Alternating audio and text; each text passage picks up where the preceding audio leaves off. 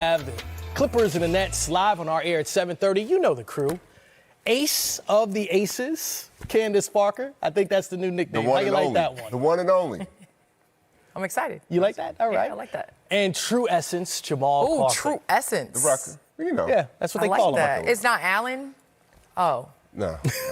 The real, no? Government name? Here she goes. True Essence. Oh, that's what we're True calling Essence. it. Thoughts on Kyrie to Dallas for Spencer Dinwiddie, Dorian Finney-Smith, and 3 draft picks? Interesting. The NBA is the greatest show on earth. You never know what you're going to get. And with Kyrie, he seems to be ecstatic. Him and Luka pairing together, I think it's going to be must-see TV. Either way, we'll be watching, whether it works out or not. For me, I feel like if you don't know what you can do until you pull a move. And we saw what happened in Toronto when Toronto went all in with Kawhi Leonard. It ended up paying huge dividends and them winning NBA championship. And my thing was the way the Mavs were constructed at the time, I don't think any of us saw them really competing for a championship. And I think Mark Cuban is one of those guys that he's going to bet it all on whatever he can. And bringing Kyrie in, you're giving yourself a chance. I think they still are going to make a few other moves. But I think offensively, it's a no-brainer. We saw the way that Luka played with Brunson. But I think the question is defensively and if they can make another move to get another shooter around those two guys. More on that in a little bit. Let's welcome in Sarah Kustok, the lead analyst on the Nets broadcast for the S Network. Sarah, how is the Kyrie Irving move being received in the Nets locker room, in particular, Kevin Durant? We still have yet to hear from Kevin Durant, and I think we all know the last thing you want to do is speculate how someone feels, in particular the relationship that he had with Kyrie Irving. I know that back in the summer when those guys spoke before the season, it wasn't necessarily communicated on some of the decisions that were made because I think both have the utmost respect for individuals in terms of handling your business. And, you know, we've heard that from Kevin often. Kevin is seeing a doctor here tonight. It's just over 4 weeks since he got injured, so he will be reevaluated. He was not on the bench with the Nets on Saturday here at Barclays in that win over Washington, so we're not sure yet if he will be out here today. But, you know, overall, I think what we have learned from both of those individuals, it's a brotherhood, it's a friendship, and that is separate from some of these decisions that they support making in the best interest of them professionally. And Spencer Dinwiddie had his best season of his career with the Nets in 2019-2020, career highs in points and assists.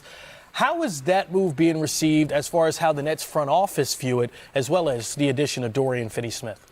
Yeah, I think you look at these pieces, and overall, we're still a couple days from the trade deadline, so I know there still can always be moving parts with the way that a roster and a lineup looks once you get past that trade deadline point. But with Spencer Dinwiddie, he can go north-south. He can get downhill. He's got size and length, and that's something that, you know, the Nets certainly could use on this roster. I think also just the idea that he has been shooting a career best from the three-point line. If that can continue, that always helps with spacing. And Dorian Finney-Smith, I mean, exactly what the Nets need, a big, long wing that can guard multiple positions. His strength is on the defensive end. He can also, though, knock down a three-point shot, and he's someone who has grown, developed in Dallas. You love the player that he's become. So I think in the grand scheme of things, what the Nets were able to get, knowing that Kyrie did not want to be here anymore and wanted that trade, a good deal for Brooklyn to be able to bring in some of these pieces. Yeah, James Harden at the trade deadline last year, shipped to Philly, and now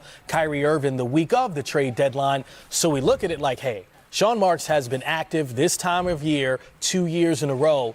Are there other moves on the horizon for the trade deadline by Thursday? That's a great, Chris, if I had these answers, I would be paid a lot more and be a much more popular person around here.